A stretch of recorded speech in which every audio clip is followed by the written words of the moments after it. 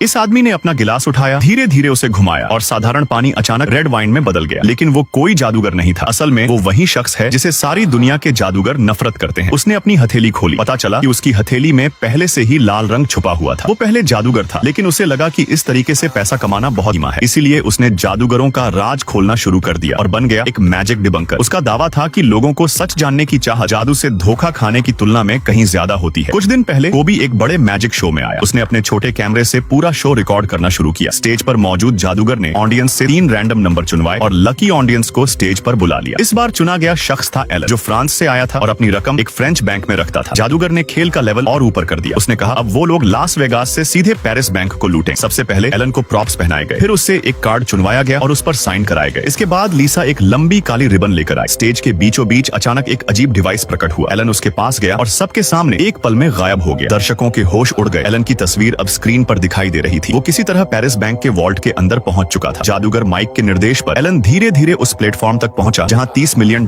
की नकदी रखी थी। उसने वो कार्ड निकाला जिस पर उसका साइन था, उसे शो का टिकट लपेटकर पैसों के ढेर की दरार में फेंक दिया। उसी वक्त पेरिस बैंक के गार्ड और मैनेजर वॉल्ट की जांच करने पहुंचे। तभी वहां कुछ अजीब हुआ। वॉल्ट की जमीन से नोट उठकर तेजी से छत की वेंटिलेशन पाइप में खींचने लगे। पैसे पाइपों से तेज रफ्तार में बहकर सीधे लास वेगास शो में पहुंच गए। बैंक स्टाफ जब वॉल्ट तक पहुंचा तो वहां न एलन था न पैसे, बस वही कार्ड और टिकट पड़े थे। उधर लास वेगास के शो में नोट हवा में उड़ रहे थे और लोग पागल होकर तालियां बजा रहे थे। इतना बड़ा बैंक डकैती जैसा जादू इंटरनेशनल FBI का ध्यान खींचना ही था। पुलिस ने चारों जादूगरों को गिरफ्तार कर लिया, लेकिन अदालत उन्हें दोषी साबित नहीं कर सकी, क्योंकि उस रात के दसियों हजार दर्शक गवाही देने को तैयार थे कि जादूगर पूरे समय स्टेज पर थे। अगर उन्हें सजा दी जाती तो इसका मतलब होता कि जादू सचमुच अस्तित्व में है। नतीजा ये हुआ कि पुलिस के पास सबूतों की कमी के चलते उन्हें छोड़ना पड़ा। असल में ये सबकी सच्चाई बताने वाला कोई और था।